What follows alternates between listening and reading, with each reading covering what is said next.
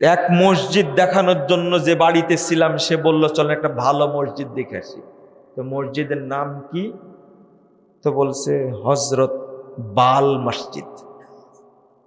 বুঝতে পারলেন কথা? কি মসজিদ? হজরত বাল মসজিদ। বাউল না কিন্তু, বাল। বাউল পরে বলছি, একটু পরে বলছি, একটু থামি, একটু বলবো। বাউলকেই যদি না সাইজ করি আজকে, তাহলে কেমনে হবে? এর 12টা বাজাতেই হবে আজকে ইনশাআল্লাহ। একটু থামেন। কথা শোনার জন্য বিনীত আহ্বান জানাচ্ছি। আমার বক্তব্য উপস্থাপন করার জন্য আপনাদের সবার সহযোগিতা কামনা করছি। আপনারা অবশ্যই বুঝছেন যে ইতিমধ্যেই রাত হয়ে গেছে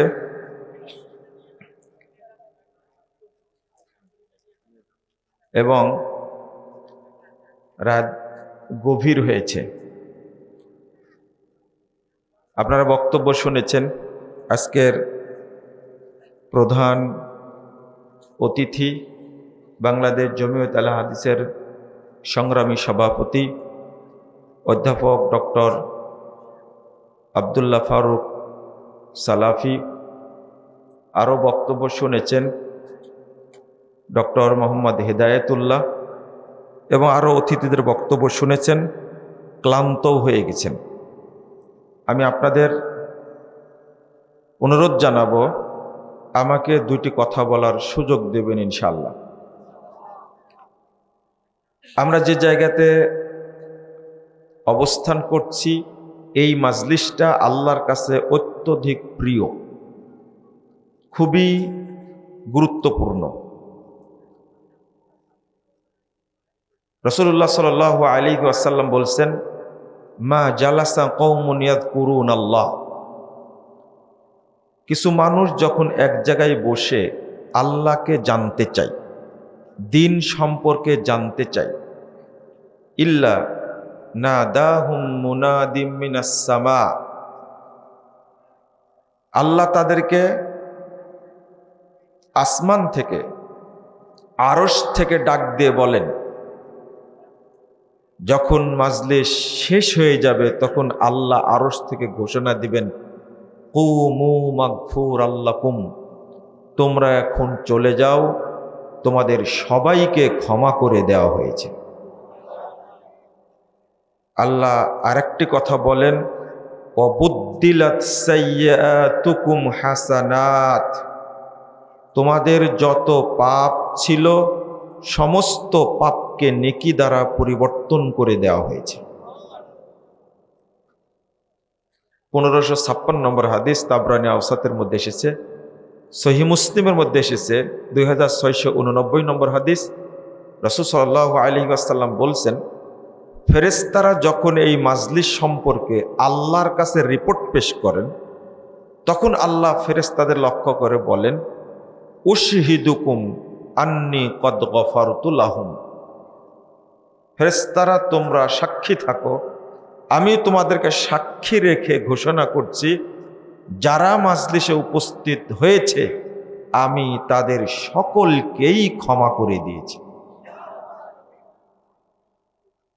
ফাআতাইতুহুম মা সালু, এর পরের বাক্যটা হলো, অতঃপর তারা আমার কাছে এসে যা চেয়েছে আমি তাদেরকে তাই দান করেছি। মানে এই মাজলিসটা হলো দোয়া কবুলের মাজলিস। আপনি যা চাইবেন আল্লাহ আপনাকে তাই দান করবেন, এইটা আল্লাহর ওয়াদা। আল্লাহ নিজেই বলছেন, ইন্নাকা লা তুখলিফুল মিয়াদ, আল্লাহ কখনো ওয়াদা ভঙ্গ করেন না। তা আপনারা কি চেয়েছেন এখানে? আমরা চাইনি। মানুষ এত বোকা, মানুষ আল্লাহর কাছে না চেয়ে, মসজিদে গিয়ে না চেয়ে তারা মাজারে গিয়ে চায়, মক্কায় না গিয়ে মন্দিরে যায়। এরা কত বড় বোকা, একটু ভেবে নেন বিষয়টা। অথচ এই মাজলিসে এসে আপনি যদি মনে মনে বলেন আল্লাহ তুমি আমাকে জান্নাতের জন্য কবুল করে নাও। এই কথা বললে আল্লাহ আপনার দোয়াটা সাথে সাথে কবুল করবে। এটা আল্লাহ বলছেন, ফাআতাইতুহুম মা সালু, তারা যা চেয়েছে আমি তাদেরকে তাই দান করেছি। ওয়া আজারতুহুম মিম্মাস্তাজারু, আর এই আপনাদের কাজ হয়নি?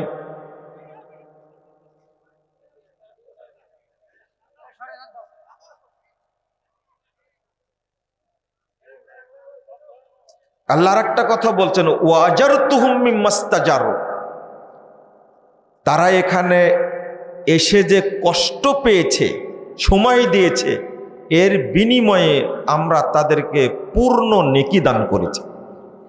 পূর্ণ নেকি মানে যে পরিমাণ নেকি হলে আপনি জান্নাতে যেতে পারবেন, এই মাজলিসের বিনিময়ে আল্লাহ সেই পরিমাণ নেকি দান করেন। চারটা কথা একটু আবার শোনেন। এক, মাজলিসে যারা উপস্থিত হয়েছে আমি আল্লাহ তাদের সব পাপ ক্ষমা করে দিয়েছি। 2 নম্বর, আমি তাদের পাপগুলোকে নেকি দ্বারা পরিবর্তন করে দিয়েছি। 3 নম্বর, তারা এখানে এসে আমার কাছে যা চেয়েছে আমি তাদেরকে তাই দান করেছি।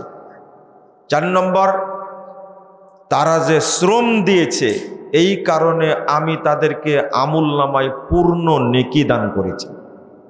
4টা কথা বলার পরে ফেরেশতারা আল্লাহকে প্রশ্ন করেন, ইয়া রব ফিহিম ফুলানুন আব্দুন খাত্তা, আল্লাহ শোনেন, এদের মাঝে একজন লোক এসে বসে গেছে, লোকটা বড় পাপী, অনেক বড় অপরাধী, অনেক পাপ করেছে।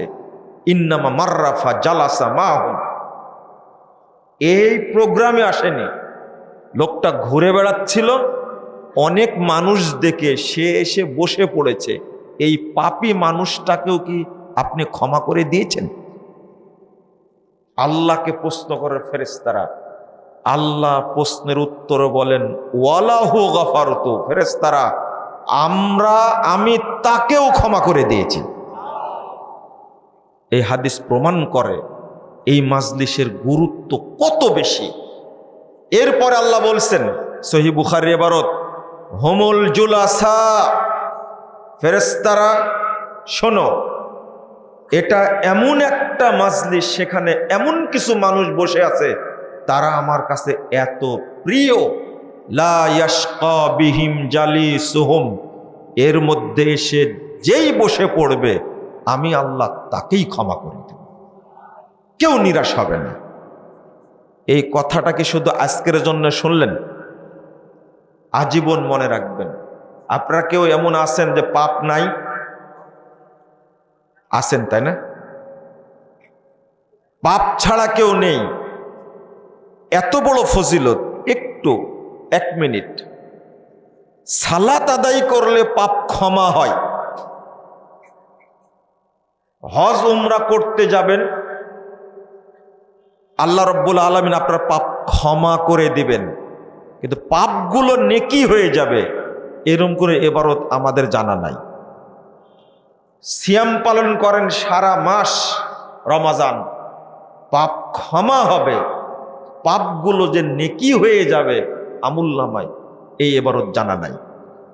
আপনি ওযু করছেন, সহিহ মুসলিম 832 নম্বর হাদিস, রাসূল সাল্লাল্লাহু আলাইহি ওয়াসাল্লাম বলছেন, কোন মুমিন বান্দা যখন ওযু শেষ করে, আচ্ছা আপনারা মনে হয় বাদাম খাচ্ছেন, তাই না? না না না, আমি আপনাদের অনুরোধ করছি দয়া করে বাদাম খাওয়াটা বন্ধ করেন। দেখেন, আপনারা আমার কথা মনে রাখতে পারবেন না, কারণ আমাদের পড়াই কাজ, পড়ানোই কাজ, বলাই কাজ। সারাক্ষণ পড়ি, এরপরেও ভুলে যাই। আর আপনারা একদিন শুনে মুখস্থ রাখতে পারবেন, এটা শয়তানও বিশ্বাস করবে না। বাদাম খাওয়ার কিছু সমীকরণ আছে।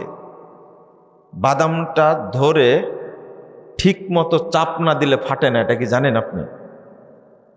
তাহলে মাথাটা ওই জায়গায় আছে আপনার। এরপরও খুব চাপ দিয়েও ফাটে না, তখন দাঁত দিয়ে কামড় দেন, তাই না? এরপরে এই 3-4টা 2টা বিসি আছে, এই বিসিটা যেন পড়ে না যায় খেয়াল রাখতে হয় আপনাকে, তাই না? এরপরে বিসির উপরে কি আছে? পাতলা চোষা আছে না, ওইটা ডলা দিয়ে আপনি কি করবেন? কেউ ফু দিয়ে ফেলে দেয়, এমনি ফেলে দেয়। এরপরে মুখে যখন দিবেন তাকাছেন আমার দিকে, তাই না? যদি অন্যদিকে পড়ে যায়, আপনি চিন্তা করেছেন ইবলিস আপনাকে কোন কাজে ব্যস্ত রাখছে? মাফ করবেন আমাকে। আমি আপনাকে যে হাদিসটা শোনাচ্ছিলাম এখনই, আপনি তো বুঝবেনই না। এই যে ভাইদের বসার মনে জায়গা নাই, তাই না? আমি যে হাদিসটা বললাম, হাদিসটা কি মনে আছে আপনাদের? আল্লাহ বললেন মাজলিসে যে বসবে আমি তাকেই মাফ করে দেব। শুনলেন কথাটা? লা ইয়াশকা বিহিম জালিসুহুম, এদের মধ্যে সে যেই বসে পড়বে তাকেই ক্ষমা করে দেব, কেউ নিরাশ হবে না, কেউ বঞ্চিত হবে না, তাকেই মাফ করে দেব। এটা আল্লাহর কথা। কিন্তু হাদিস তো আপনারা গুরুত্ব দেন না, বুঝার চেষ্টা করেন না। হয়তো বা আজকের মাজলিসে আপনার জান্নাতের ফয়সালা হবে ইনশাআল্লাহ। হতে পারে আপনারা কিছু না চাইলেও আমি চেয়েছি। বহু মুরব্বীর সাথে দেখা হয়েছে, বৃদ্ধ মানুষ। আমি চেয়েছি আল্লাহ যারা আজকের প্রোগ্রাম আয়োজন করেছে এবং আমরা যারা অংশগ্রহণ করেছি, আল্লাহ তুমি আমাদেরকে ক্ষমা করে দাও। বলেছি, আমি শুরুতেই বলেছি। আরেকটি কথা বলেছি, আল্লাহ তুমি আমাদেরকে জান্নাতুল ফেরদাউসের মেহমান হিসাবে কবুল করে নাও। বলেছি আমি। আপনারা কি বলেছেন? আপনি আমার শত্রু না, আমার ভাষাটা শোনেন আগে। আমি আপনাদেরকে কত বলিনি কোনোদিন, আজকে বললাম কথাটা। আমি আপনাদেরকে কত নিজের মনে করি, কোনো দিন বক্তব্যে বলিনি। আজকে ঐতিহ্যবাহী কামেল মাদ্রাসা, মহিমাগঞ্জ মাদ্রাসার ফিল্ডে এই রহস্যটা বলে দিলাম। কোনোদিন বলিনি, আজকে বললাম। আমি প্রথম দোয়া করি, আল্লাহ যারা আয়োজন করেছে, আমরা যারা এসেছি, আমার শত্রু থাকতে পারে, কিন্তু বলি আল্লাহ তুমি আমাদেরকে মাফ করে দাও। এর অর্থটা কি জানেন? আমাদের আমল নামায় যত পাপ আছে তুমি আজকের ওসিলায় পাপগুলো ক্ষমা করে দাও। এটা আমার অন্তরের কথা। 2 নম্বর, ক্ষমা হলে জান্নাত পাবো। এই জন্য আল্লাহকে বলে, আল্লাহ তুমি আমাদের সকলকে জান্নাতুল ফেরদাউসের মেহমান হিসাবে কবুল করে নাও। যারা উপস্থিত হয়েছেন তাদের জন্য দোয়া। সে তো আমার শত্রু হতে পারে, তাই না?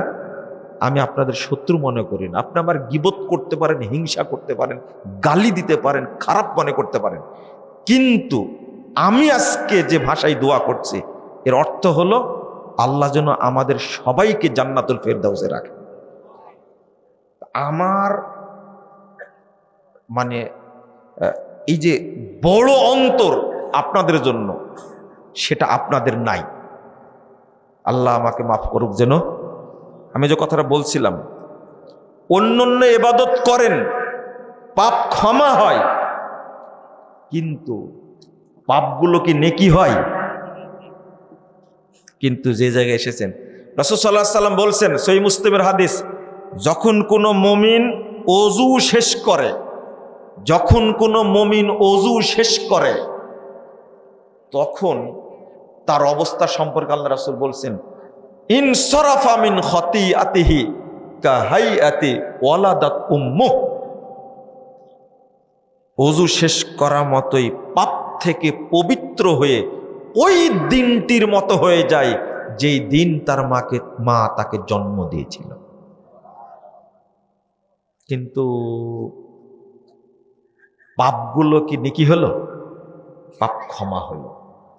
কিন্তু এমন দয়া আল্লাহর, এই মাজলিসে আসলে আল্লাহ নিজে বলছেন, আমি পাপ ক্ষমাও করে দিই, সমস্ত পাপকে আমি নেকি দ্বারা পরিবর্তন করে দিই। এই ধরনের মাজলিসে আসলে আপনি শান্তভাবে বসবেন, বসে আল্লাহর কাছে দোয়া করবেন, চাইবেন, আল্লাহ কবুল করবেন ইনশাআল্লাহ। আমি যে বিষয়টি বলতে চেয়েছিলাম, শেষে একটা নসিহত করছি বক্তব্য শুরুর আগে, সেটা হলো আপনি যখন উঠে যাবেন মাজলিস থেকে তখন বলবেন, দাঁড়ানোর আগেই বলবেন। যদি আপনার দরকার হয় আগে চলে যাবেন, দাঁড়ানোর আগেই বলবেন। হাদিস আসছে, মান ক্বালা ক্বাবলা ইয়াকুমা, যে ব্যক্তি মাজলিস থেকে দাঁড়ানোর আগেই বলবে এটা, সুবহানাকা আল্লাহুম্মা ওয়া বিহামদিক আশহাদু আল্লা ইলাহা ইল্লা আনতা আস্তাগফিরুকা ওয়া আতুবু ইলাইকা। যত দোয়া চাওয়া হয়েছে, যত নেকির কাজ হয়েছে, যত কাজ হয়েছে, রাসূল সাল্লাল্লাহু আলাইহি ওয়াসাল্লাম বলছেন, কুতিবা ফি রিক ওয়া তুবিয়া বি তাওবা, সমস্ত ফজিলত নেকিগুলোকে মসৃণ ফলকে লিপিবদ্ধ করা হবে। অন্য হাদিসে আসছে আল্লাহ লিপিবদ্ধ করবেন এবং সেটাকে সিলগালা করবেন, লাম ইউকসার ইলা ইয়াউমিল কিয়ামা, এই নেকি কিয়ামত পর্যন্ত আর নষ্ট হবে না। আপনি যদি শুধু মাজলিস না, রাসূল সাল্লাল্লাহু আলাইহি সাল্লাম সম্পর্কে মা আয়েশা রাদিয়াল্লাহু আনহা বলছেন, মা জালাসা রাসূলুল্লাহ সাল্লাল্লাহু আলাইহি ওয়াসাল্লাম মাজলিসান ওয়ালা সাল্লা সালাতান ওয়ালা তালা কুরআনান ইল্লা ক্বালা সুবহানাকাল্লাহুম্মা বিহামদিকা আশহাদু আল্লা ইলাহা ইল্লা আনতা আস্তাগফিরুকা ওয়া আতুবু ইলাইকা। সালাত আদায় করলে, শেষ করলে আল্লাহ রাসূল, কোরআন তেলাওয়াত শেষ করলে আল্লাহ রাসূল এটা বলতেন, মাজলিস শেষ করলে এটা বলতেন, ওযু শেষ করলেও এটা বলতেন। তাহলে বোঝা গেল যে মাজলিস না, শুধু সালাত শেষ করলেও এই দোয়াটা পড়তে হবে। রহস্য, একদিন সালাতের বিনিময়ে হলেও আল্লাহ তাকে জান্নাত দিতে পারেন। এই জন্য আমার একটা কথা বারবার মনে করে, আল্লামা দেলাওয়ার হোসেন সাঈদী রাহিমাহুল্লাহ, তার সাথে জেলখানায় দেখা হয়েছিল আমার। 3 মাস 22 দিন ছিলাম। আমার মনে পড়ে কথাটা এইভাবে, 2013 সালের 25শে ডিসেম্বর জাল হাদিসের কবলে রাসূল সাল্লাল্লাহু আলাইহি ওয়াসাল্লামের সালাত একটা বই আমরা লিখেছি। এই বইটা পড়ে তিনি পত্র লিখেছিলেন আমার কাছে, ভুল সংশোধনে সফলতা আছে, ব্যর্থতা নেই, লজ্জারও কিছু নেই। কথা কি বুঝতে পারলেন? এই আলোচনাটা বক্তব্যের মধ্যে আসবে। শিরোনাম দিয়েছেন তিনি, 9 পৃষ্ঠার লেখা। শিরোনামটা কি? ভুল সংশোধনে সফলতা আছে, ব্যর্থতা নেই, লজ্জারও কিছু নেই। 1 বছর পরে 7ই নভেম্বর গ্রেফতার হলাম। দেখা হলো তার সাথে, হাঁটতাম সকালে আর সন্ধ্যায়। তো মাঝে মাঝেই হাঁটতে হাঁটতে ঘুরে দাঁড়িয়ে বুকে হাত দিয়ে বলতেন, বাবা আমার জন্য দোয়া করো, আল্লাহ যেন আমার 2 রাকাত নামাজ কবুল করে। তা আমি বলতাম, না না না, আল্লাহ আপনার সব ইবাদতই কবুল করো। কথা কি বুঝতে পারলেন? উনি বলতেন যে না না না না, এত বড় দোয়া চাই না, শুধু 2 রাকাত কবুল। আমি আবার একই কথা বললাম, 2 রাকাত বলতেন। পরে বুঝলাম যে কেন 2 রাকাতের কথা বলছেন। মুহাম্মদুর রাসূলুল্লাহ সাল্লাল্লাহু আলাইহি সাল্লাম বলেছেন, ফাইন কুবিলা মিনহু কুবিলা সাইরু আমালি, যদি সালাত কবুল হয়ে যায় আল্লাহর কাছে, অন্য যত আমল আছে সমস্ত আমল অটো কবুল হয়ে যাবে। আর হজ্জের হিসাব হবে না, আর সিয়ামের হিসাব হবে না, আর জাকাতের হিসাব হবে না। সালাত কবুল হয়ে গেছে, সালাত কবুল হয়ে গেছে মানে তার অন্য আমল সব কবুল হয়ে গেছে। ওয়াইন রুদ্দাত, যদি সালাত বাতিল হয়ে যায়, এই হাদিস কিন্তু বেনামাজির হাদিস না, আবার শোনেন, আপনারা ভুল বুঝেন না, কিন্তু এই হাদিস কিন্তু বেনামাজির হাদিস না, এই হাদিস মুসল্লির হাদিস। কার হাদিস? মুসল্লির হাদিস। সালাত পড়েছে, আল্লাহর কাছে সালাত নিয়ে গেছে। ওয়াইনে রুদ্দাত, যদি সালাত বাতিল করে দেওয়া হয়, রুদ্দা আলাইহি সাইরু আমালি, জীবনে যত আমল করেছে সব আমল অটো বাতিল হয়ে যাবে। তাহলে মুসল্লিকে সালাত পড়তে হবে এই নিয়তে, সালাতটা যেন আল্লাহর কাছে কবুল হয়। আর আমি এই হাদিসটাই বলছি।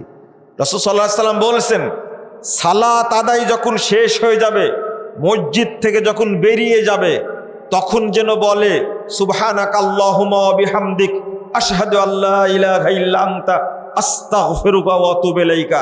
এই দোয়াটি পড়া মাত্রই আল্লাহর কাছে সালাতটা কবুল হয়ে যাবে। আমি এই জন্য কথাটা বলছি। আর যদি এটা ওযুর পরে পড়েন, কখন? ওযু শেষ করেছেন, একটা ওযুর ফজিলত কত!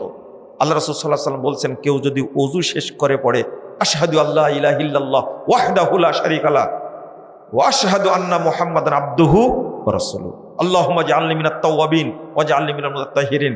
রাসূল সাল্লাল্লাহু আলাইহি ওয়াসাল্লাম বলছেন, এই দোয়াটা যে ব্যক্তি পড়বে, ফুতিহাত লাহু আবওয়াবুল জান্নাতিস সামানিয়া, তার জন্য জান্নাতের 8টি দরজা খুলে দেওয়া হবে। ইয়াদখুলু মিন আইয়াশা, যে দরজা দিয়ে ইচ্ছা সেই দরজা দিয়ে জান্নাতে প্রবেশ করতে পারবে। এটা ফজিলত না?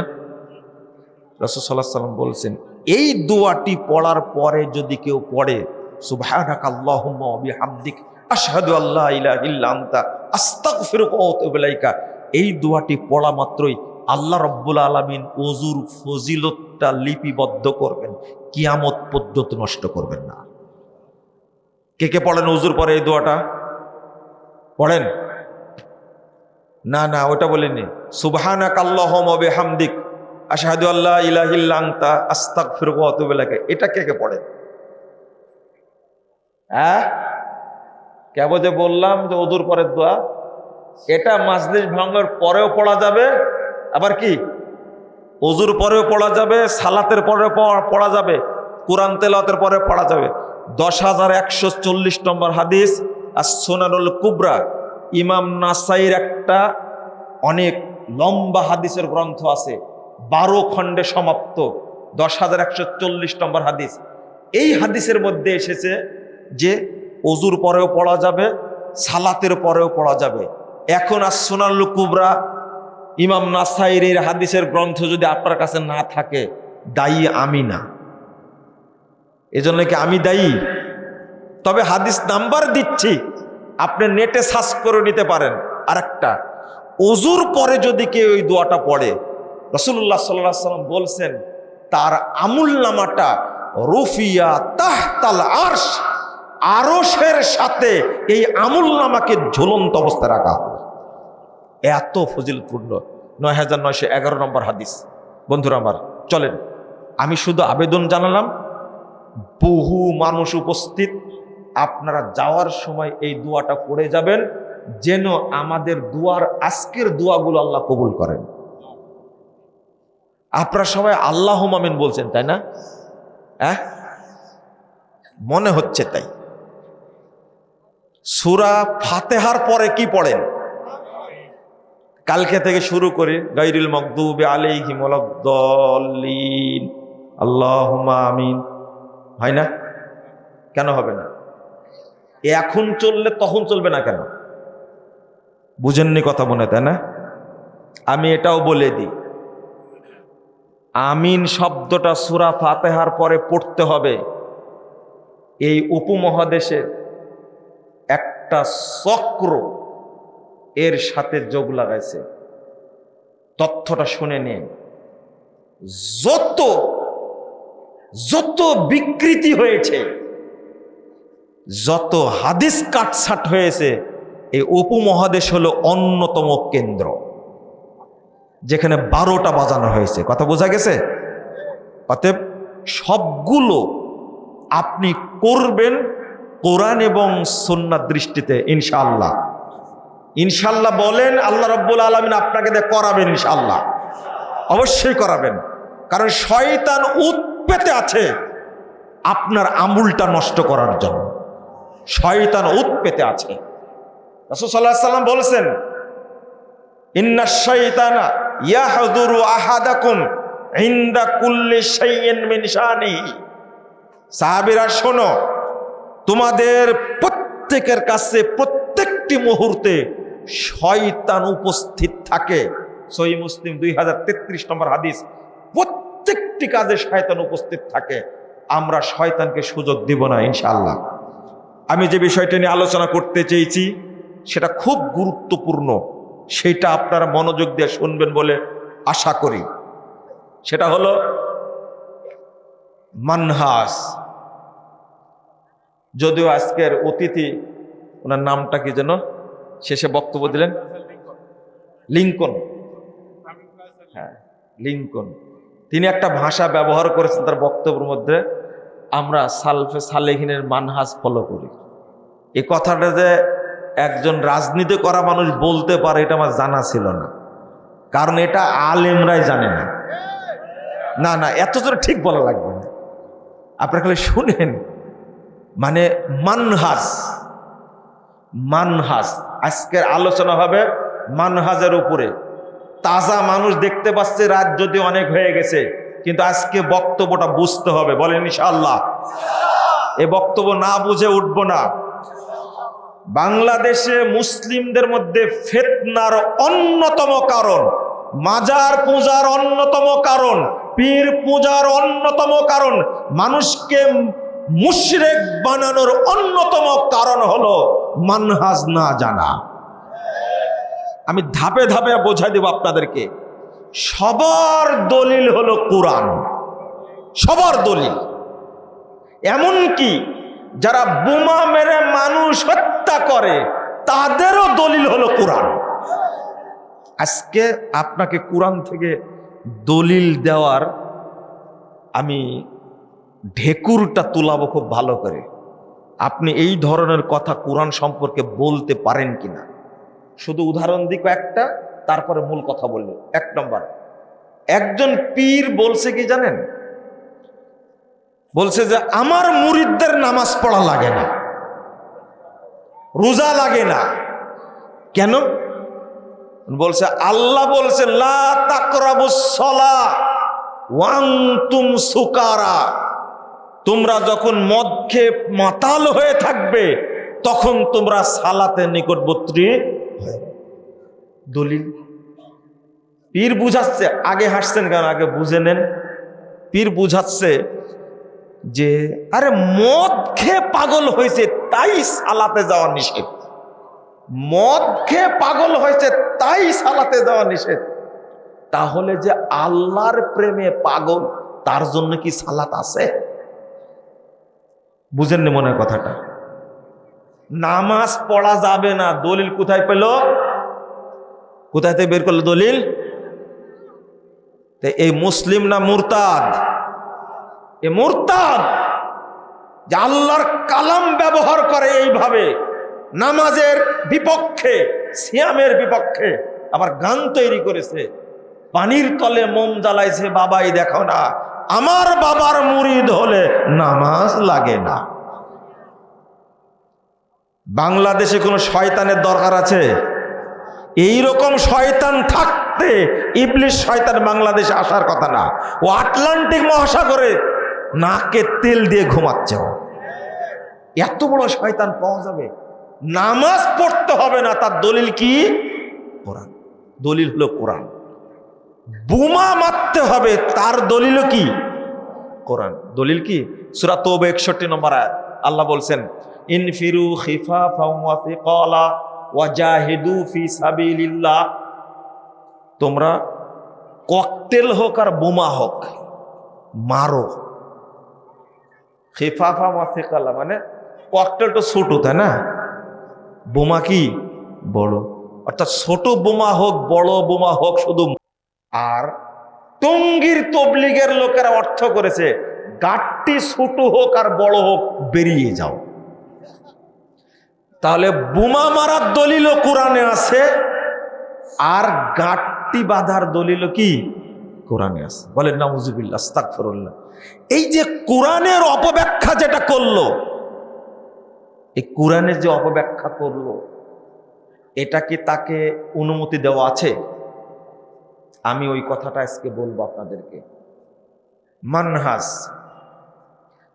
আল্লাহ রাব্বুল আলামিন বলছেন 33 নম্বর আয়াত সূরা ফুরকান, ওয়ালা ইয়াতুনাকা বিমাসালিন ইল্লা জিনাকা বিল হক ওয়া আহসানা তাফসীরা। তারা তোমার কাছে যে বিষয়টা নিয়ে আসে আমি তার সমাধান দিই ওহী দ্বারা, হক দ্বারা। ওয়া আহসানা তাফসীরা, আর আমি যে ওহী নাজিল করি এই ওহীর সঠিক শ্রেষ্ঠ ব্যাখ্যা কি হবে সেইটাও আমি তোমাদের দান করি। তাহলে এই আয়াতের ব্যাখ্যার দাতা মূল কে? আল্লাহ। মনে রাখবেন, ওয়া আহসানা তাফসীরা, আল্লাহ বলছেন শরীয়তের শ্রেষ্ঠ ব্যাখ্যা কি হবে সেইটাও আমি আল্লাহ বলে দিই। বলেন আলহামদুলিল্লাহ।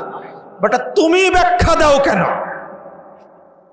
আল্লাহ রাব্বুল আলামিন বলছেন ফাইদা ক্বরানাহু ফাত্তাবি কুরআনাহ সুম্মা ইন্না আলাইনা বায়ানা। আমরা যখন তেলাওয়াত করি তখন তুমি শুধু অনুসরণ করো। সুম্মা ইন্না আলাইনা বায়ানা, এই কোরআনের ব্যাখ্যা দেওয়ার দায়িত্ব আমারই। কে বলছেন? আল্লাহ। তুমি ব্যাখ্যা দিতে গেলে কেন? আমি কি বাংলাদেশের ফকির নাকি তোমার কাছে ব্যাখ্যা নিতে যাইব? মুখে দাড়ি নিয়া, বড় টুপি নিয়া পট করে বলে দিচ্ছে কবরের 3টি প্রশ্ন, 3টি হলো রাজনৈতিক প্রশ্ন। বলছে না মার রব্বুকা, মানে তুমি কোন আইন মেনে চলেছ। ওমা দীনুকা, তোমার দল কোনটা ছিল। ওমান নাবিয়ুকা, তোমার নেতা কে ছিল। বলেন নাউজুবিল্লাহ। বলেন এই হাদিসের ব্যাখ্যা দেওয়ার অধিকার, এইভাবে ব্যাখ্যা দেওয়ার অধিকার কারো আছে? কেন দিল এই ব্যাখ্যা? আস্তাগফিরুল্লাহ, আস্তাগফিরুল্লাহ, নাউজুবিল্লাহ। এটা ব্যাখ্যা দিতে পারো না তো তুমি? শরীয়ত কি বলেছে? তোমার কাছে ব্যাখ্যা নিতে যাব কেন? আমি সাহাবায়ে কেরামের কাছে ব্যাখ্যা নেব, নবীর কাছে ব্যাখ্যা নেব, আল্লাহর কাছে ব্যাখ্যা নেব, না পারলে তাবিঈদের কাছে ব্যাখ্যা নেব, তাও না পারলে আমি তাবিঈদের কাছে ব্যাখ্যা নেব। তোমার কাছে ব্যাখ্যা নিতে যাব কেন? যদি কোরআনের কেউ অপব্যাখ্যা করে আল্লাহর চেয়ে, রাসূলের চেয়ে, সাহাবীদের চেয়ে, তাবিঈদের চেয়ে বেশি বুঝে, এ আর মুসলিম থাকবে না, এ কাফের হয়ে যাবে। শেষ একটু বলি, আগে একটু মনোযোগ দিয়ে শুনবেন নি তো আপনারা। আল্লাহ রাব্বুল আলামিন বলছেন 137 নম্বর আয়াত সূরা বাকারা, ফাইন আমানু বিমিসলি মা আমানতুম বিহি ফাকাদ ইহতাদাও। আল্লাহ সাহাবীদের লক্ষ্য করে বলছেন তোমরা যেভাবে ঈমান এনেছো, তোমরা যেভাবে শরীয়ত বুঝেছো, তোমরা যেভাবে শরীয়তকে মেনে চলছো, ঠিক এইভাবে যদি অন্যরাও মেনে চলে ফাকাদ ইহতাদাও, তাহলে তারাও হেদায়েত পাবে। ওয়াইন তাওয়াল্লাও, তারা যদি এইটা থেকে মুখ ফিরিয়ে নেয়, এই শর্ত যদি মেনে না নেয়, ফাইন্নামা হুম ফি শিকাক, তাহলে তারাও গুমরাহির মধ্যেই থাকবে। মুসলিম দাবি করলে হেদায়েত পাওয়া যাবে। ফাকাদ ইহতাদাও, হেদায়েতের প্রথম শর্ত হলো কুরআন এবং সুন্নাহ ওইভাবে বুঝা যেভাবে বুঝেছেন রাসূলুল্লাহ সাল্লাল্লাহু আলাইহি সাল্লাম, যেভাবে বুঝেছেন সাহাবায়ে কেরাম, যেভাবে বুঝেছেন তাবেঈনে ইজাম। কথা কি মনে থাকবে? এর বাহিরে বুঝা যাবে না। 1 চামচ বেশি বুঝলেন কেন? বুঝতে গেলে সমস্যা। ইমাম তাবারি রাহিমাহুল্লাহ তিনি বলছেন ওয়ায়াত্তাবিউ গায়রা আহলি তাসদীক ওয়ায়াসলুকু মিনহাজান গায়রা মিনহাজিহিম যালিকা হুয়াল কুফরু বিল্লাহ। যে ব্যক্তি সালাফদের পথের উল্টা চলবে এবং অনুসরণ করবে তাদের বাহিরে, যালিকা হুয়াল কুফরু বিল্লাহ, এইটা হলো আল্লাহর সাথে কুফরি। বলুন নাউজুবিল্লাহ। কঠিন কোরআনের আয়াত। আমরা কিন্তু কাফের বানাই দিছি এক শ্রেণীর মানুষকে। আপনি একটা হাদিস পেশ করলেন আর নিজের মতো অর্থ করলেন, এটা চলবে না। আপনি একটা আয়াত পাঠ করলেন আর নিজের মতো বুঝলেন, এটা চলবে না। এইটা হলো বর্তমান পৃথিবীর সবচেয়ে বড় ফিতনা। সবার পক্ষেই দলিল পেশ করছে, সবার পক্ষেই দলিল দিচ্ছে কোরআন থেকে, অথচ অর্থ নিচ্ছে কি উল্টা, অর্থ নিচ্ছে উল্টাটা। আমি উদাহরণ সহ বুঝাবো একটা জিনিস। কোন তরকারিতে লবণ লাগে না কে বলতে পারেন? উত্তর দেন। কোন তরকারিতে লবণ লাগে না?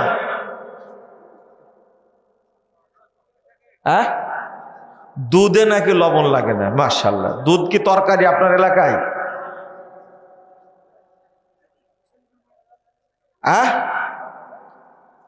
কেউ উত্তর দিবেন না?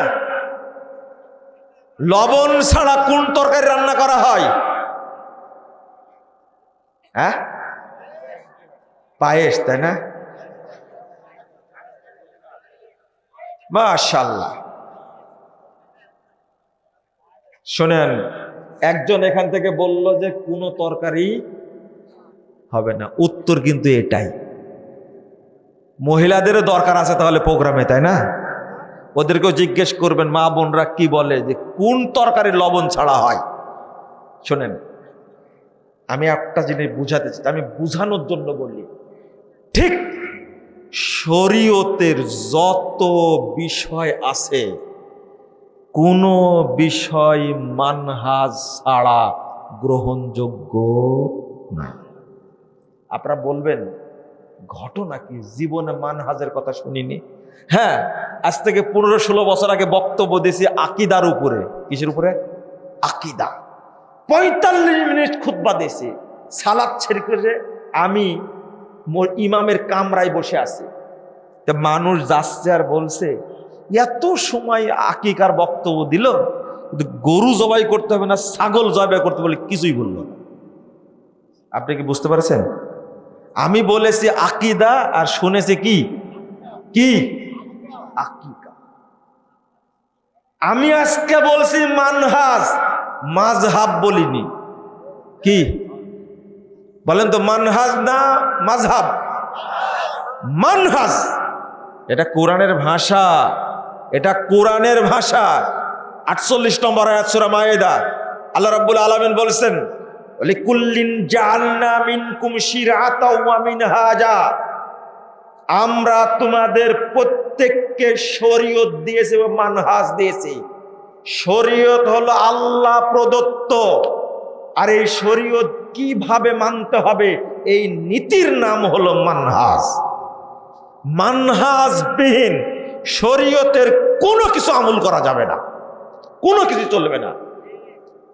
আকিদা বড় না মানহাজ বড়? মাল ফারকু বাইনাল আকিদা ওয়াল মানহাজ। মনে রাখবেন, মানহাজ হলো শরীয়তের মূল, আকিদাটাকেও মাপতে হবে মানহাজ দিয়ে, তাওহীদকেও মাপতে হবে মানহাজ দিয়ে, সালাতকেও মাপতে হবে মানহাজ দিয়ে। মানহাজ হলো দাড়ি পাল্লা, মনে থাকবে। মানহাজ হলো তুলাদণ্ড যাকে বলে, এইটাকে মাপতে হবে। আপনি মানহাজটাকে কিভাবে নেন, ওই মানহাজের আলোকে, কোষ্টি পাথরের আলোকে যাচাই করার নাম হলো মানহাজ। মানহাজ শব্দের আসল অর্থ হলো জান্নাতের পথ। কিসের পথ? জান্নাতে। সিরাতে মুস্তাকিম বুঝেন তো? সিরাতে মুস্তাকিম মানহাজ মানে, আর এই শব্দের অর্থ হলো নীতি। আপনি একটা হাদিস অনুবাদ করলেই বুঝতে পারবেন। রাসূল সাল্লাল্লাহু আলাইহি ওয়াসাল্লাম একদিন বলছেন, 2641 নম্বর হাদিস, আমার বানি ইসরাইলরা বিভক্ত হয়েছিল 72 দলে। সাতাফতারিকু উম্মতি আলা সালাসাতি ওয়া সাবিনা মিল্লাহ, আমার উম্মত বিভক্ত হবে খুব তাড়াতাড়ি 73 দলে। কয় দলে? কুল্লুহুম ফিন্নার, ৭৩ দলের সবগুলোই জাহান্নামে যাবে, ইল্লা মিল্লাতা ওয়াহিদা, একটি ব্যতীত ৭২ দলই জাহান্নামে যাবে। আমার উম্মত বিভক্ত হবে ৭৩ দলে, আমার উম্মত বিভক্ত হবে ৭৩ দলে। এরা কিন্তু অমুসলিম একজনও নাই, মুসলিমদের কথা বলেছেন রাসূলুল্লাহ সাল্লাল্লাহু আলাইহি সাল্লাম। উম্মত দুই প্রকার, একটা উম্মতের দাওয়া। আমি একটা বলছি যে এই দলটি কোন দল? ক্বালু মান হিয়া ইয়া রাসূলুল্লাহ, সাহাবীরা প্রশ্ন করলেন এই জান্নাতি দল কোনটি? রাসূল সাল্লাল্লাহু আলাইহি সাল্লাম একটা উত্তর দিলেন। উত্তরটা কি? মা আনা আলাইহিল ইয়াউমা ওয়া আসহাবি, আমি এবং আমার সাহাবীরা আজকের দিনে যে নীতির উপরে আছি, যে মানহাজের উপরে আছি, এই মানহাজ যারা ফলো করবে তারাই জান্নাতে যাবে। বলেন আলহামদুলিল্লাহ। আমরা রাসূল সাল্লাল্লাহু আলাইহি সাল্লাম সাহাবীদের মানহাজ ছাড়া কারণ নীতি মানি না। মানহাজ হলো সেই নীতি, মানে মানহাজুস সালাফ, সালাফদের নীতি। আমি একটু অনুরোধ করব আপনাদেরকে, বলেন তো ভাষাটা। মানহাজ, সালাফ, সালাফ একবারে বলবেন মানহাজুস সালাফ। আবার বলেন মানহাজুস সালাফ, সালাফদের মানহাজ। সালাফ কারা? রাসূল সাল্লাল্লাহু আলাইহি সাল্লাম, সাহাবী, তাবেঈ, এই তিন যুগের যারা সৎ বান্দা তারা কি সালাফ। এরাই হলো সালাফে সালেহিন। এদের নীতি যে মেনে চলবে তারা কোথায় যাবে? জান্নাতে যাবে। আমরা তাদের নীতি মেনে চলি, তাই না? বলুন আলহামদুলিল্লাহ। কোনো প্রমাণ নাই যে আহলুল হাদিসরা সালাফদের মানহাজকে উপেক্ষা করে কোনো কাজ করে, কোনো আমল করে, কোনো প্রমাণ নাই। কোরআন হাদিস তো কোনোদিনই আমরা বুঝবো না সালাফদের মানহাজ ছাড়া। আগে বুঝি সালাফরা কি বলেছেন। কাশ্মীরে গেছিলাম, বুঝছেন, সফরে গেছিলাম কাশ্মীরে। এক মসজিদ দেখানোর জন্য যে বাড়িতে ছিলাম সে বলল চল একটা ভালো মসজিদ দেখে আসি। তো মসজিদের নাম কি? তো বলছে হযরত বাল মসজিদ।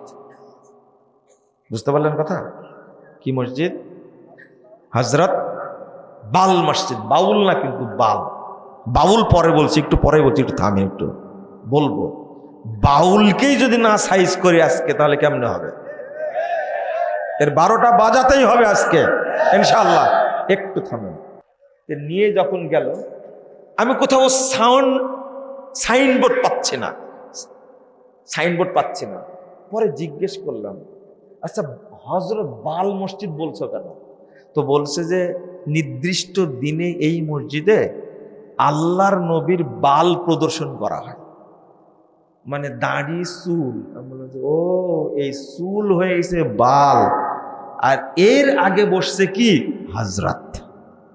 আল্লাহ রাসূলের পশম তো, তাই কি, তাই তার আগে কি বসাইছে? বাল, বাল বসাইছে। আমি, আপনার নেটে সার্চ দেন পাবেন হযরত বাল মসজিদ। আমি দেখছি, নেটে সার্চ দিয়ে দেখছি। তো বালের আগে বসাইছে কি হযরত, বালের আগে বসাইছে হযরত। বাংলাদেশের অবস্থাটা এত খারাপ, কোরআনের আয়াত চেঞ্জ করতে করতে করতে করতে করতে ওই বাল পর্যায়ে নিয়ে আসা হয়েছে। আমার এক স্যার ফোন দিয়েছে, বলছে যে মুজাফফর আসো, এখানে আল্লাহ রাসূলের দাড়ি চুল প্রদর্শনী হবে, তুমি দেখে যেও।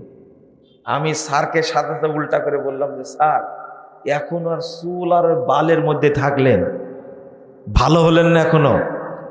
দরবার শরীফ খুলে বসেছে, দরবার শরীফ খুলে বসেছে। মাধ্যমটা কি? চুল আর বাল। কেন জানেন? তখন বলছে যে শেখ, এই বালি তো হলো আল্লাহর নূর। ইন্না লিল্লাহি ওয়া ইন্না ইলাইহি রাজিউন। আমি আশ্চর্য হয়ে গেছি, মানে এই চুলে আছে কার নূর? কার নূর? দলিল, দলিল কি? আল্লাহু নূরুস সামাওয়াতি ওয়াল আরদ, 35 নম্বর আয়াত সূরা নূর। দেখি কে অর্থ করতে পারেন। আল্লাহ আসমান জমিনের কি? যারা বলেন মালিক। মাশাআল্লাহ, সবাই তো জানেন। আল্লাহু নূরুস সামাওয়াতি ওয়াল আরদ, আল্লাহ আসমান এবং জমিন সমূহের মালিক, তাই না? বলেন নাউজুবিল্লাহ। এই তো ধরাটা খাইলেন। কে শিখাইছে এটা? আল্লাহ আসমান জমিনের মালিক, এটা কে শিখাইছে আপনাদেরকে? এর নামই হলো কোরআনের অপব্যাখ্যা। আমি দলিল দিয়ে বুঝে দেব কোন জায়গায় ভূত চেপে বসেছে। এই আয়াত হলো দলিল। সারা পৃথিবীতে যা কিছু আছে সবই আল্লাহ, সব আল্লাহ। আল্লাহর নূরে নবী পয়দা, আর নবীর নূরে সারা জাহান পয়দা। আল্লাহর নবীর দাড়ি, চুল, এইগুলো আল্লাহর অংশ। বলেন নাউজুবিল্লাহ, আস্তাগফিরুল্লাহ। এই জন্যই তো বলছে ওহ जो मुस्ताफी आरश था खुदा होकर उतर पड़ा मदीना में मुस्तफा होकर। মুনাজাত করছে হুজুর। কি যে বলল সেটাও জানে না। যিনি আসমানে ছিলেন খোদা হয়ে, তিনি মদিনায় এসেছেন মুস্তফা হয়ে। এই আকীদা পোষণ করলে সে কি মুসলিম থাকবে? কিসে? সে কাফের। তাকে মুসলিম দাবি করার কোনো সুযোগ নেই। কিভাবে করলো তার দলিল আল্লাহু নূরুস সামাওয়াতি ওয়াল আরদ। আগে ছিল সব শরীফ, মাজার শরীফ, দরগা শরীফ, মক্কা শরীফ, মদিনা শরীফ, হাদিস শরীফ, কোরআন শরীফ। এই দেখেন আমার কাছেও আছে একটা শরীফ। আমি আপনাদের বলি, শরীফ যে কোরআনে লেখা আছে, সারা বাংলাদেশের যারা প্রকৃত মুসলিম তাদেরকে বলবো, এই শরীফ আলা কোরআন আপনারা ঘরে রাখবেন না। কোরআনুল কারিম হবে, কোরআনুল মাজিদ হবে। কথা কি বুঝতে পারলেন? 2, এরপরে নতুন ভার্সন আসলো মুবারক, জুমা মুবারক, বলেন না? জুতা মুবারক, দান্দান মুবারক, বলে না?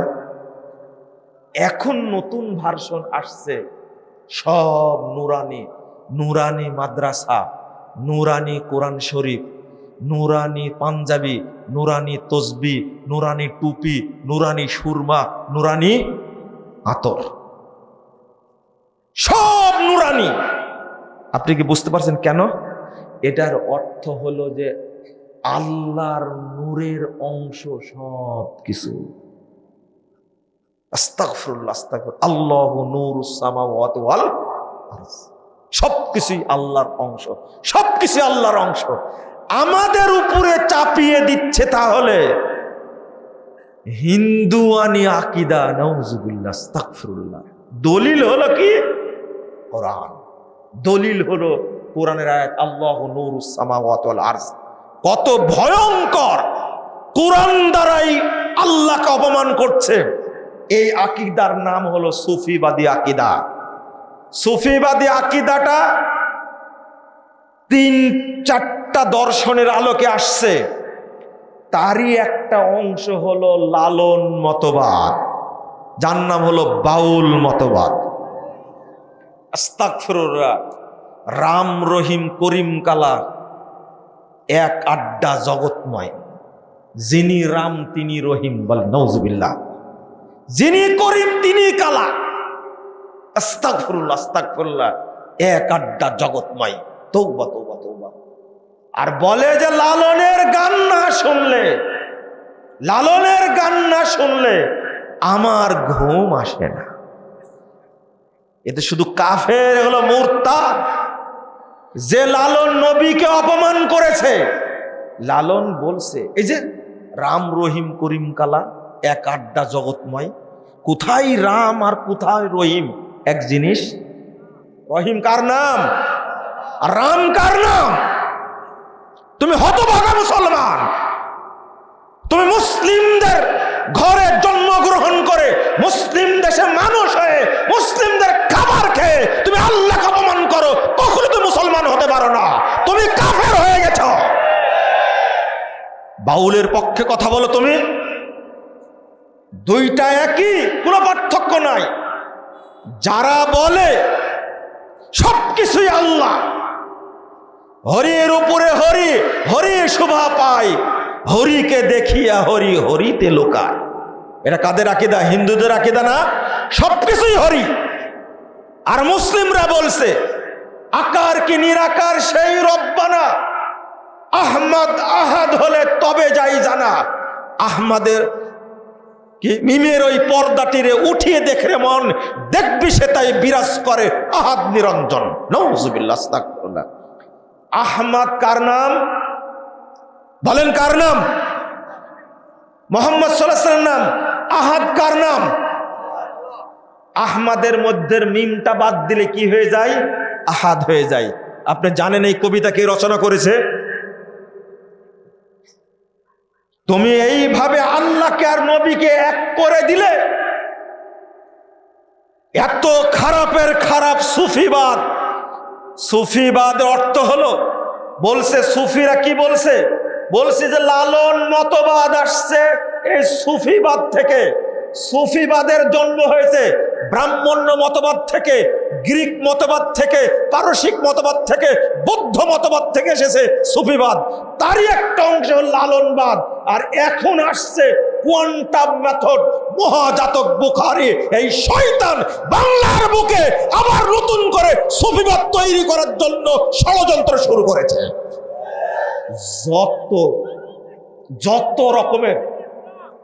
যত রকমের ধান্দাবাজি, সবগুলো মানুষকে কাফের বানানোর জন্য, সব কাফের বানানোর জন্য। কি বলছে জানেন? আর রব্বু আব্দুন ওয়াল আব্দু রব্বুন ইয়া লাইতা শেরি মানিল মুকাল্লাফ। রবি হলেন বান্দা, বান্দাই হলেন রব। আমার বুঝে আসে না কে কার ইবাদত করবে। আহমাদুহু ওয়া ইয়াহমিদুনি ওয়া আবুদুহু ওয়া ইয়াবুদুনি। ভাষাটা দেখেন। এই জন্য আমি আল্লাহর ইবাদত করি, আল্লাহ আমার ইবাদত করে। আমি আল্লাহর প্রশংসা করি, আল্লাহ আমার প্রশংসা করে। নাউজুবিল্লাহ, আস্তাগফিরুল্লাহ।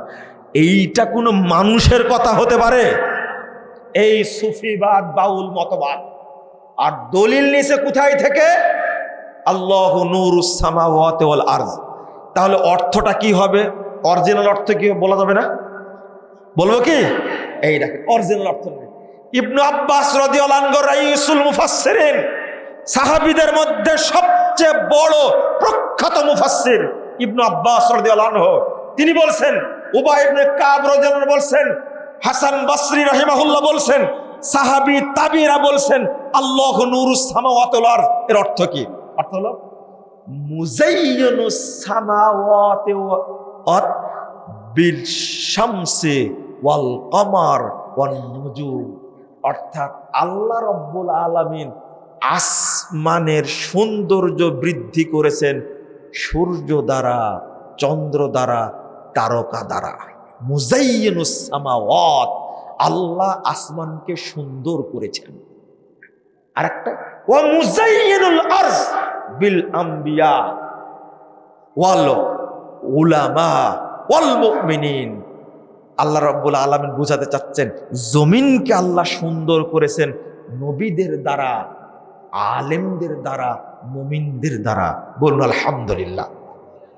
এই ব্যাকুব কোথাকার? আমি আল্লাহর কথার ব্যাখ্যা নিব নবীর কাছ থেকে, সাহাবীর কাছ থেকে। তুমি তো নিজেই ফকির, তোমার কাছে ব্যাখ্যা নিতে যাবো কেন? আপনি কি বুঝলেন এবার অর্থটা কি হলো? আল্লাহ, আলেমরা আছেন, আমি শুধু একটা কায়দা বলি, আল্লাহু নূরুস সামাওয়াতি ওয়াল আরজ। আল্লাহর পরে নূর শব্দটা এসে ইজাফত হয়েছে সামাওয়াতের দিকে, তখন আল্লাহর অর্থ, নূরের অর্থ কি হবে? তখন অটো এটা ইসমে ফাইল হয়ে যাবে, আল্লাহু মুনাব্বিরুন। এই জন্যই অনুবাদ করছেন সাহাবীরা মুজাইয়িনুস সামাওয়াতি ওয়াল আরজ।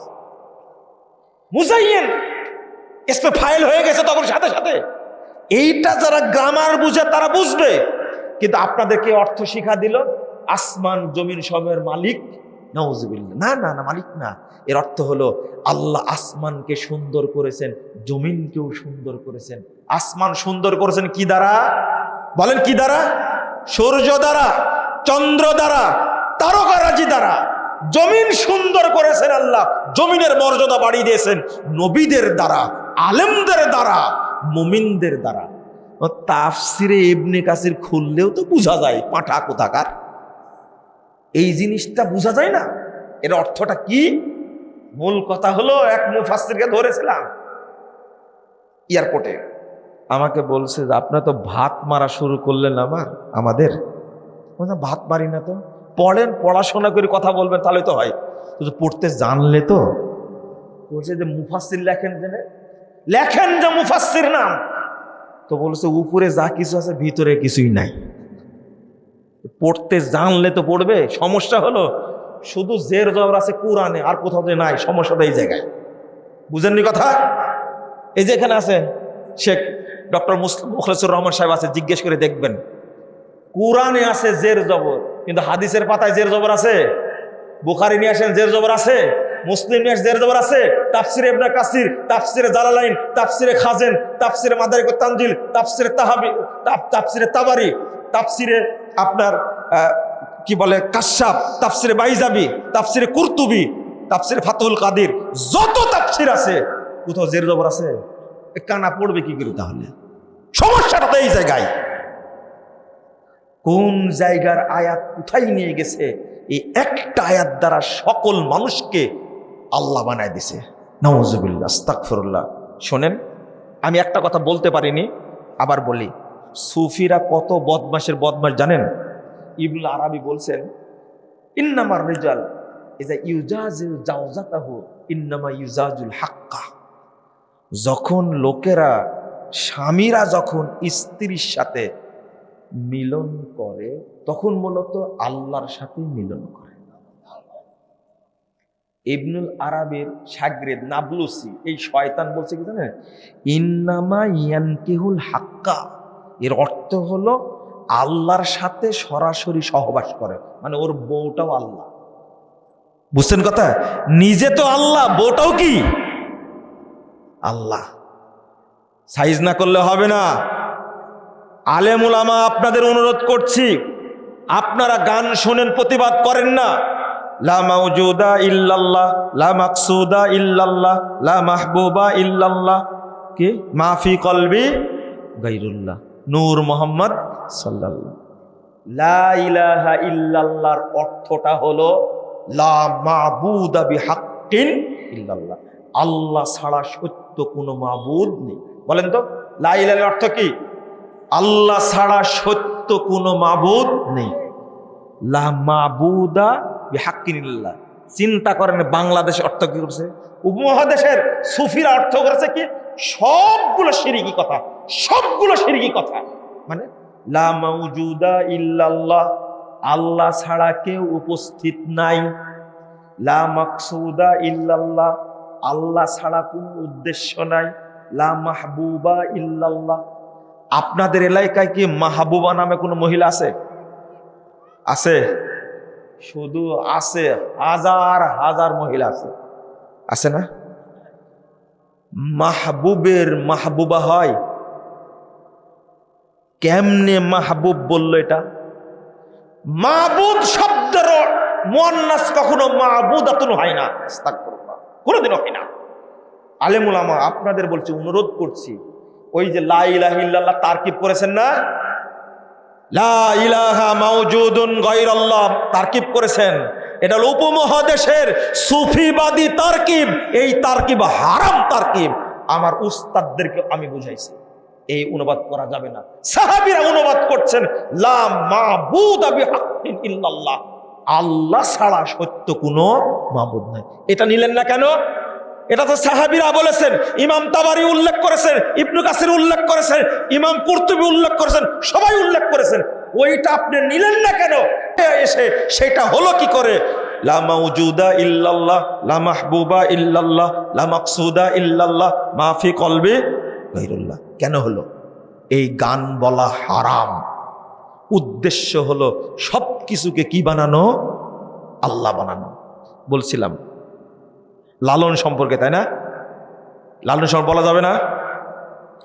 আল্লাহ রাব্বুল আলামিন বলছেন, আগে বলেনি, ওমা ইউমিনু আকসারুহুম বিল্লাহ ইল্লা ওয়াহুম মুশরিকুন, 106 নম্বর আয়াত সূরা ইউসুফ। আল্লাহর প্রতি ঈমান আনা সত্ত্বেও অধিকাংশ মানুষ মুশরিক। এই আয়াতে আল্লাহ অধিকাংশ মানুষকে মুশরিক বলছেন। একটু আমার দিকে লক্ষ্য করবেন দয়া করে।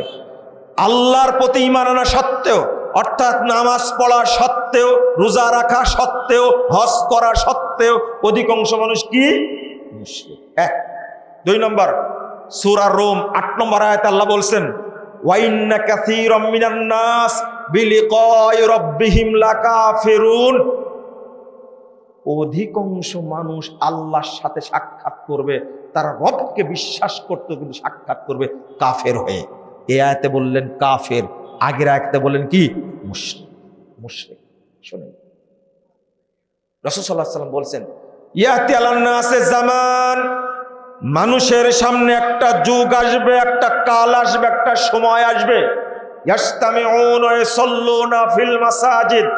ওই যুগটাতে মানুষ দলে দলে মসজিদে যাবে, সালাত আদায় করবে, সব মসজিদ মুসল্লি দ্বারা ভর্তি থাকে, পূর্ণ থাকবে। ওয়ালাইসা ফীহিম মুমিন, কিন্তু কোন মসজিদে খুঁজে একজন ইমানদার পাওয়া যাবে না। কথা কি বুঝলেন? আবার শোনো, আল্লাহ রাসূল বলছেন যে এমন একটা সময় আসবে মসজিদ ভর্তি মুসল্লি থাকবে, কিন্তু কোন মসজিদে কি পাওয়া যাবে না, একজন ইমানদার পাওয়া যাবে। মুসল্লি আছে কিন্তু কি নাই, ইমানদার নাই। নামাজ ঠিকই পড়ে কিন্তু ওযু, তাই না? ওযুবিহীন নামাজ পড়ে, কবুল হবে? নামাজ পড়ে কিন্তু ঈমান নাই, বেঈমান। এরা কারা? এদের যদি ভাগ করতে যান আজকে, এরা কারা?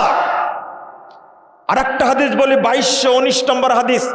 রাসূল সাল্লাল্লাহু আলাইহি ওয়াসাল্লাম বলছেন, তিরমিজির মধ্যে এসেছে, লা তাকুমুস সাআহ হাত্তা ইউবআসা হাত্তা তালহাকা কবাইল মিন উম্মতি বিল মুশরিকিন ওয়া হাত্তা ইয়াবুদুল আওসান। সাহাবীরা শুনে রাখো, কিয়ামত ততদিন হবে না যতদিন আমার উম্মতের বহু দল, বহু কাফেলা মুশরিকদের সাথে মিশে না যাবে। ওয়া হাত্তা ইয়াবুদুল আওসান, যতদিন আমার উম্মতের লোকেরা মূর্তি পূজা না করবে ততদিন কিয়ামত হবে না। আজকে বাংলাদেশের মানুষ যত আছে অধিকাংশই হলো মাজার পূজারী, কবর পূজারী। যারা মাজার পূজা করে, পীর পূজা করে, কবর পূজা করে, তারা মুসলিম না, তারা কাফের। কথা পরিষ্কার। 1। 2 নম্বর আকীদাগত দিক যদি বলি, যারা বিশ্বাস করে আল্লাহ সর্বত্র বিরাজমান, তারা মুসলিম না, তারা কাফের। কথা আমার না। যারা বিশ্বাস করলে আল্লাহ নিরাকার, তারা মুসলিম না, তারা কি কাফের। যারা বেনামাজি, নামাজ পড়ে না, বলে ঈমান ঠিক আছে, এই হারামখোরকে বলবো আর জুতাও ঠিক আছে। যারা বেনামাজি তারা মুসলিম না। তাহলে ওমা ইউমিনু আকসারুহুম বিল্লাহ ইল্লা ওয়া হুম মুশরিকুন, আল্লাহকে বিশ্বাস করে কিন্তু তারা কি মুশরিক। তারা কি মুশরিক। আস্তাগফিরুল্লাহ, আস্তাগফিরুল্লাহ, নাউজুবিল্লাহ। আপনি কি বুঝতেছেন বলেন তো দেখি? সালাত আদায় করবে কিন্তু মুশরিক, সালাত আদায় করবে কিন্তু কাফের। আমরা সালাত পড়ি না, আমাদের অবস্থাটা কি হবে? ঠিক ভাগ করতে করতে কোথায় গেল? লালন। এই যে নামাজ পড়ে, সালাত আদায় করে, রোজা রাখে, কিন্তু লালনকে বিশ্বাস করে, তাই না? লালনের সূত্র হলো প্রেম ভাজা। প্রেম ভাজা বুঝেন তো? প্রেম ভাজা। লালনের দর্শন হলো, একটু বলতেই হয়, আপনার একটু অন্তত ঘৃণা করে, আপনার মধ্যে যেন ঘৃণা হয় একটু। প্রেম ভাজা বলে কাকে জানেন? আস্তাগফিরুল্লাহ। বাউল মানে কি? আরবিতে বাউল মানে পেশাব। বাউল মানে কি? পেশাব। যদিও গবেষকরা বলছে বাউলটা আসছে বাল থেকে। বাল একটা মূর্তির নাম, বাল থেকে। তো বিশ্লেষণটা সঠিক না। আর কেউ বলতে বাউর থেকে, মানে উদ্ভট্টি মাতাল, তার থেকে বাউল আসছে। না না না না, বাউল মূলত পেশাব থেকে এসেছে। আমি বলছি পেশাব থেকে এসেছে, মানে প্রেম ভাজা তৈরি করেছে মহ ঔষধ। তারা কি দ্বারা জানেন? আপনি নেটে সার্চ দিলে প্রেম ভাজা পাবেন। সেটা হলো মুত। মুত বুঝেন? মুত কি? আপনি পেশাব বলেন না মুত বলেন? ধর, মায়ের ভাষাটা বলেন আগে। আপনার ছেলেকে কি বলেন? এই যা মুতি আই, বলেন না? আপনার বন্ধুকে বলে আমরা একটু মুতা চাপছে, মুতি নিয়ে, বলেন না? আমি মুতের কথাই বলছি। আজকে অত ভদ্র হওয়ার দরকার নাই, পেশাব বলার দরকার নাই। লেখছে মূত্র। মূত্র, মুত পায়খানা। কটা হলো? দুইটা। আর একটা হলো রজ। রজ মানে কি জানেন? মাসিকের রক্ত বলতেছি, যাক আপনারা বুঝে গেছেন তাও। আর একটা হলো সাধন। সাধন মানে কি জানেন? মাসিকের রক্ত হলো রজ, আর সাধন। এই হারামখোর বাউলদের ভাষা কিন্তু পৃথক ভাষা। কিন্তু এইটা হলো মিলনের পূর্ব মুহূর্তে মহিলাদের যোনি থেকে নির্গত এই তরল পদার্থর নাম হলো সাধন। সময় গেলে সাধন হবে না, খাটাস কোথাকার। আস্তাগফিরুল্লাহ, আস্তাগফিরুল্লাহ। আপনাদের কেন বলছি?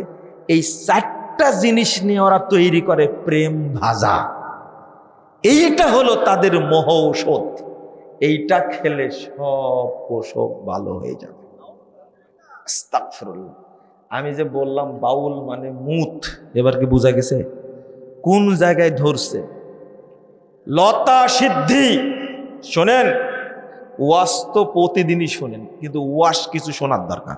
ওয়াশ আপনাকে আমি ধুয়ে দিব, কিন্তু লালন সম্পর্কে আমার পড়াশোনা আছে আজ থেকে আরো 20 বছর আগে। লালনের তথ্য আমার কাছে আছে, সব তথ্য আমার কাছে আছে। এমনকি গাড়ির মধ্যেও আছে, যদি বলতে নিয়ে আসেন দেখাবো, কিন্তু গাড়ির মধ্যেও আছে। আমি কি বলতে চাচ্ছি বুঝেন? রেফারেন্স ছাড়া কথা বলি না। লালনের ভক্তরা বলছে আমাদের ধর্ম আলাদা, আমাদের নবীও আলাদা। লেখছে আমরা বলি লা ইলাহা ইল্লাল্লাহ, লালন রাসূলুল্লাহ। তোমার শরম হবে কোনদির যাদের নবী আলাদা, যাদের ধর্ম আলাদা, যারা মূর্তি পূজা থেকে এসেছে মানুষকে মুশরিক বানানোর জন্য। কি পরে মন গুরু ভোজনা, গুরু বিনে মুক্তি পাবি না। গুরু নামে আছে খোদা, যিনি গুরু তিনি খোদা। যিনি গুরু তিনি খোদা। এটা যদি লালনের ভাষা হয়, তোমার কতবার তওবা করা লাগবে। মানুষের সামনে উন্মুক্ত ভাবে আগে কালেমা শাহাদাত পড়ে আবার ইসলাম গ্রহণ করতে হবে। তার আগ পর্যন্ত তুমি কাফের থেকে যাবে, তুমি মুরতাদ থেকে যাবে। আর লালনের পক্ষে তুমি কথা বলো, তুমি মুসলমানের বাচ্চা। বাংলাদেশ থেকে লালন মতবাদকে নিশ্চিহ্ন করে দেওয়া উচিত। থাকতে পারে না, এটা লালন মতবাদ থাকবে না দেশে। তুমি নবীকে নিয়ে কটূক্তি করলে কেন? আল্লাহকে নিয়ে কটূক্তি করলে কেন?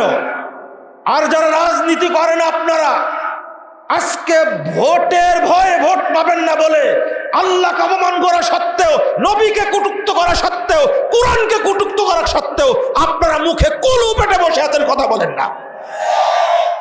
জনগণ আপনাদের ভোটও দিবে না, ইনশাআল্লাহ ভোট দিবেন আপনাদের। অত সহজ উন্মুক্ত বলেন আগে লালনের বিচার হতে হবে যারা আল্লাহকে অপমান করেছে।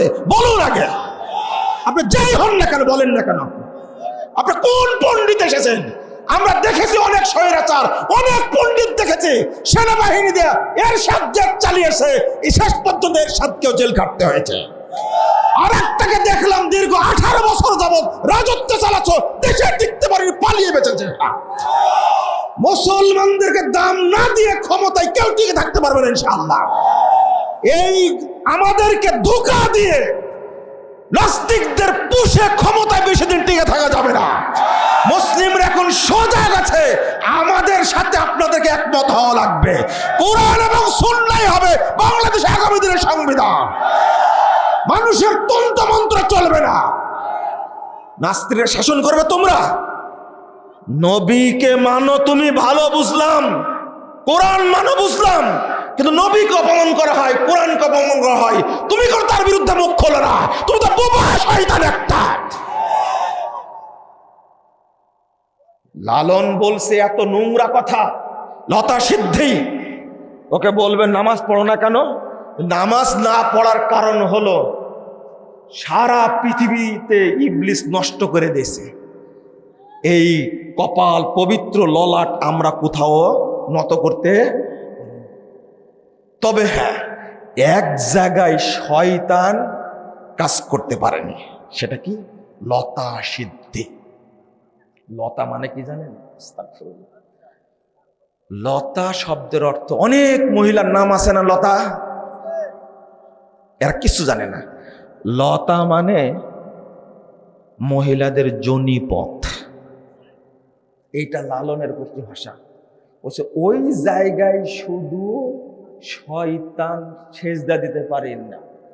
আমাদের নীতি হলো মহিলাদের যোনিপথ ব্যবহার করা, এটাই হলো লতা সিদ্ধি। এটা সহ্য করতে পারবেন আপনি? কোন মুসলমান পারবে? আমাদের মা বোন নাই? এই অপবিত্র এই মুরতাদগুলো আজকে লালনের গানকে বাস্তবায়ন করার জন্য চেষ্টা চালাচ্ছে। তোমার লজ্জা নাই, শরম নাই? তুমি পড়ো না কেন? পড়লেই তো পাবে, তুমি পড়ো না তো। তুমি মূর্খ, তুমি লালন সম্পর্কেও জানো না, জাতীয়বাদ সম্পর্কে জানো না, তুমি ধর্ম নিরপেক্ষ মতবাদ সম্পর্কে জানো না, কমিউনিজম সম্পর্কে জানো না, তুমি গণতন্ত্র সম্পর্কে তুমি জানো না। তুমি খালি ফাল পড়ো নিজের মতো করে। আগে পড়াশোনা করো। আগে 2 ক্লাস পড়াশোনা করেনি, যা ইচ্ছা তাই বলে। লালনের উপরে লেখা বইগুলো যদি কোনো মুসলমান পড়ে, ও 2 কান ধরে তওবা করে ইমাম সাহেবের কাছে এসে, আমি ভুল করেছি, আমাকে মাফ করে দেন। কি পরিমাণ অপমান করেছে লালন আল্লাহকে। আর তুমি লালন ভক্ত মানে তুমি মুরতাদ। আস্তাগফিরুল্লাহ, আস্তাগফিরুল্লাহ। শুধু তাই, বেহেশতকে নিয়ে, জান্নাতকে নিয়ে কটূক্তি করেছে। জান্নাতে দুধের নহর আছে না, পানির নহর আছে, মধুর নহর আছে, আছে না? আল্লাহ নবী সাল্লাল্লাহু আলাইহি ওয়াসাল্লাম বলছেন এগুলো তৈরি করে আসছে। দুধের নহরগুলো এত স্বচ্ছ পরিষ্কার। হারামখোর লালন বলছে এইগুলোই ভ্রান্তির বেড়া জেলে একামতি দিন বইয়ে বহু আগে লিখছি, এবার আরো বিস্তারিত ধুয়ে দিছি। এবার খুব তাড়াতাড়ি প্রকাশ পাবে ইনশাল্লাহ। বিস্তারিত ধুয়ে দিছি, কেউ টিকতে পারবে না ইনশাল্লাহ। লালন মতবাদটাকে তাড়াতেই হবে বাংলাদেশ থেকে, তাড়াতেই হবে। কেন? এটা নিষিদ্ধ করাই লাগবে এটাকে। কাদিয়ানীদের বিরুদ্ধে সংগ্রাম যেমন করি, লালনের বিরুদ্ধেও সংগ্রাম চলবে। কাদিয়ানীরা মুসলিম না কাফের? সন্দেহ আছে? যদি কারো সন্দেহ থাকে, কাদিয়ানী কাফের না। যদি কারো সন্দেহ থাকে, সে কি? কাফের। অনুরূপ ভাবে যে সন্দেহ করবে লালন ভক্তরা কাফের না, কাফের না, ও নিজেও কাফের হয়ে যাবে, কাফের হয়ে যাবে। আস্তাগফিরুল্লাহ, আস্তাগফিরুল্লাহ, নাউজুবিল্লাহ। বন্ধুরা আমার, আমি আপনাদের অনেক কথা বলতে গিয়ে মূল কথাটা ছিল যে কোরআন এবং সুন্নাহ আমরা বুঝবো যেভাবে বুঝেছেন রাসূল সাল্লাল্লাহু আলাইহি ওয়াসাল্লাম এবং সাহাবায়ে কেরাম। মনে থাকবে তো ইনশাআল্লাহ? একটা উদাহরণ দিয়ে শেষে অনুমতি দিলে দেব। একটা উদাহরণ আমি অনুরোধ করবো, আপনাদেরকে বেশি বুঝতে যাবেন না। যতটুকু বুঝেছেন রাসূল সাল্লাল্লাহু আলাইহি ওয়াসাল্লাম সাহাবায়ে কেরাম ততটুকুই বুঝতে হবে। এই বাহিরে বুঝতে গেলে কুফরি। যেমন কাদিয়ানীরা কাফের হয়ে গেছে কি কারণে? ওরা বুঝেছে নিজের মতো, তাই না? কি নিজের মতো বুঝেছে? ওরা বুঝেছে যে মা কানা মুহাম্মাদুন আবা আহাদিম মির রিজালিকুম ওয়ালাকির রাসূলুল্লাহি ওয়া খাতামান নবিয়্যিন। মুহাম্মদকে তারা নবী মানে, কিন্তু শেষ নবী মানে না। এই আয়াতটার অপব্যাখ্যা করেছে। মোহাম্মদ আংটিওয়ালা নবী, শেষ নবী না। নাউজুবিল্লাহ। শুধু এই বুঝটা বুঝার কারণে তাদেরকে আমরা কি বলেছি? কাফের। কি বলেছি? কাফের বলেছি। যে একটা অপব্যাখ্যা করার কারণে ওরা কিন্তু বলে মোহাম্মদ নবী, তবে শেষ নবী না। এতটুকু অপব্যাখ্যা করছে আর বলছে এইটা মানে আংটিওয়ালা নবী। আজকে যারা আমরা হাজারো আয়াতের অপব্যাখ্যা করছি তাদের কি হবে? তাদের কি হবে? ওদের সার্টিফিকেট একটা, আমাদের সার্টিফিকেট কয়টা হবে? তাহলে প্রমাণ হলো কুরআনের অপব্যাখ্যা করলে মানুষ কি হয়ে যায়? কাফের হয়ে যায়। আপনারা নিজেরাই কাফের বলে দিয়েছেন তো, কাদিয়ানীদেরকে নিজেরাই কাফের বলে দিয়েছেন। আল্লাহ বলছেন ফিহি রিজালুন ইউহিব্বুনা আইয়াতাতাহহারু আল্লাহু ইউহিব্বুল মুত্তাহিরিন, সূরা তাওবা 108 নম্বর আয়াত। আল্লাহ বলছেন এই এলাকায় বেশ কিছু ব্যক্তি আছে তারা পবিত্রতা হাসিলকে ভালোবাসে, আল্লাহও তাদেরকে ভালোবাসেন। এটা কোরআনের আয়াত না? কোরআনের আয়াত। এবার ব্যাখ্যা দিচ্ছে কি জানেন? পেশাব করার সময় আগে নিতে হবে টিস্যু অথবা ঢেল, না হলে তেনা, তারপরে 40 কদম হাঁটতে হবে, তারপরে একটু নাচানাচি করা লাগবে, তারপরে কাশি দিতে হবে, একটু কুতাকুতি করা লাগবে। কারণ পুরুষের লজ্জা স্থানে অনেকগুলো স্টেশন আছে, এই স্টেশনে পেশাব বেঁধে থাকে। যুক্তিটা ঠিক না? এই কোরআনের আয়াত পড়ে ব্যাখ্যা দিল, কত সুন্দর ব্যাখ্যা। যদি পেশাবটা লেগে যায় কি সুন্দর করে বলছে, দেখছেন? লা ইলাহা ইল্লাল্লাহ আস্তাগফিরুল্লাহ আস্তাগফিরুল্লাহ বলছে আগে টিস্যু নিতে হবে, 40 কদম হাঁটতে হবে, ঢেল নিতে হবে, নাচানাচি করতে হবে। এবার শুনেন তো, এই আয়াতটা যার উপরে নাজিল হয়েছে তিনি কি বলছেন বলবো? 355 নম্বর হাদিস, ইবনু মাজার মধ্যে এসেছে।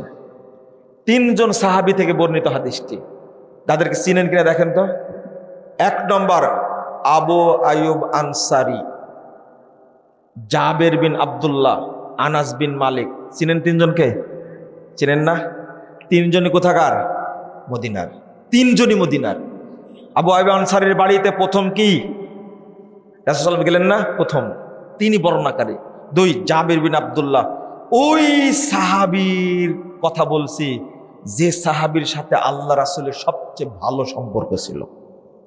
কার সাথে? জাবের রাদিয়াল্লাহু আনহুর সাথে। আর আনাস রাদিয়াল্লাহু আনহু হাদিসের রাবী, 10 বছরের খাদেম। কয় বছরের? 10 বছরের। 3 জন বর্ণনা করছেন হাদিসটা, একটু শুনেন। লাম্মা নাযালাত হাযিহিল আয়া, যখন আয়াতটা নাজিল হলো, 3 জন সাহাবী বলছেন, যখন আয়াতটা নাজিল হলো, ক্বালা রাসূলুল্লাহ সাল্লাল্লাহু আলাইহি ওয়াসাল্লাম ইন্নাল্লাহা ক্বাদ আসনা আলাইকুম ফিত তুহুর ফামা তুহুরুকুম। আচ্ছা শোনো,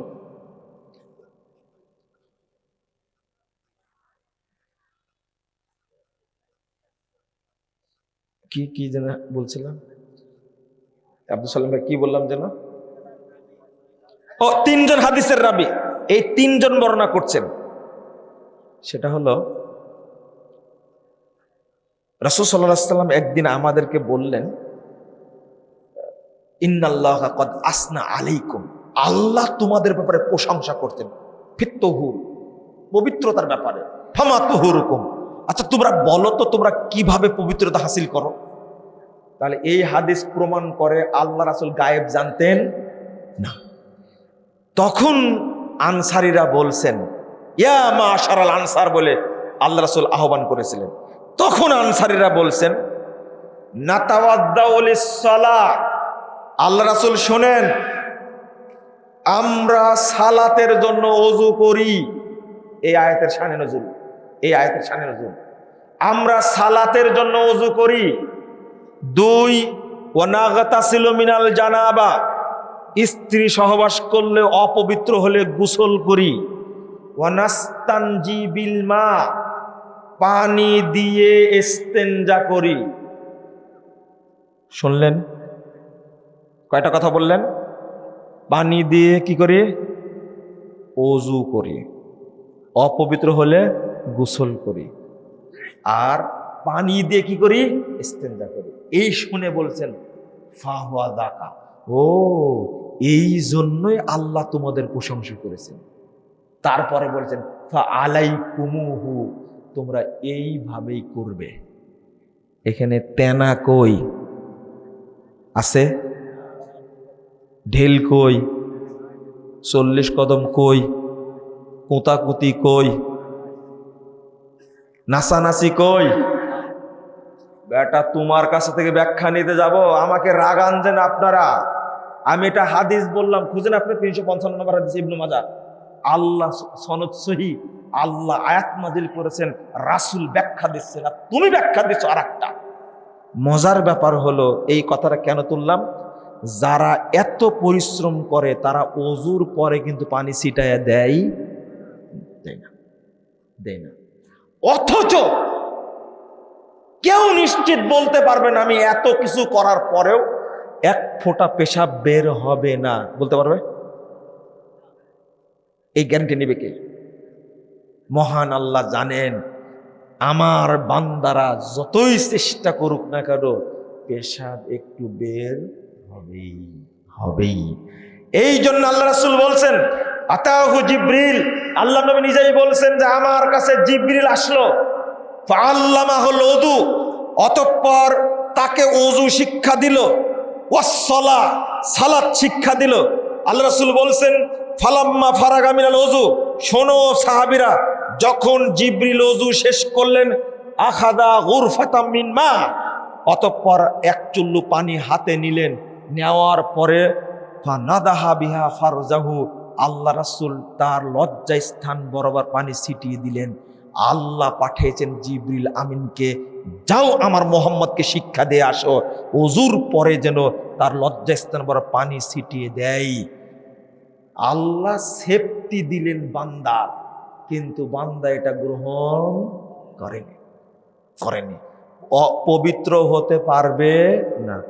আবার শোনেন, ওযুর পরে নারী পুরুষ উভয়ে পানি ছিটিয়ে না দিলে সে পবিত্র হবে না। পবিত্র না হলে ওযু হবে না, ওযু না হলে নামাজ হবে না। ক্লিয়ার? এই আয়াতটাকে কিভাবে 12টা বাজাচ্ছে খেয়াল করছেন আপনারা? আল্লাহ যেন আমাদের বুঝার তৌফিক দান করে।